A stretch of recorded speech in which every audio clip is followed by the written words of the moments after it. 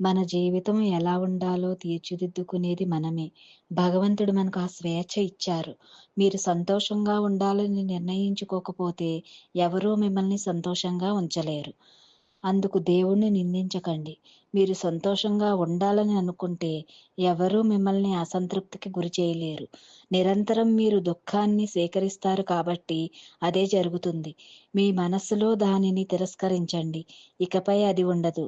దుఃఖం నుండి విముక్తి పొందాలంటే మనిషి తను చేసే ప్రతి పనిలోనూ సంతోషాన్ని గుర్తించాలి.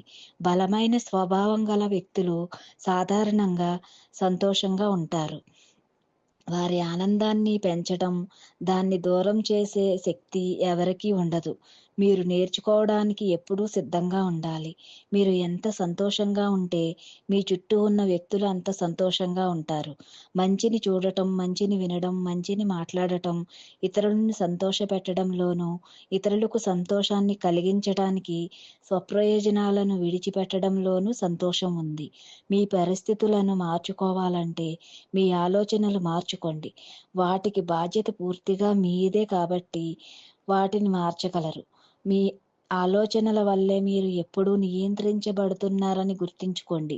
ఆనందం కొంతవరకు బాహ్య పరిస్థితులపై ఆధారపడి ఉంటుంది. కానీ ప్రధానంగా మానసిక స్థితిపై ఆధారపడి ఉంటుంది. మీరు ఎప్పుడైనా సంతోషంగా ఉండాలనే ఆశను కోల్పోతే ఉత్సాహంగా ఉండడానికి ప్రయత్నించండి.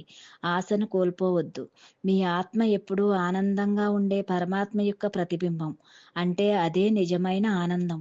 ఆనందాన్ని ఒక క్షణంలో అనుభూతి చెందే ఆనందంగానో, జీవితం పట్ల మొత్తం సంతృప్తిగా ఉండే ఆనందంగానూ చూడవచ్చు. శ్రీ పరంజ్యోతితో మైత్రి అనే ఛానల్‌ని లైక్ చేసి, షేర్ చేసి, సబ్స్క్రైబ్ చేయండి.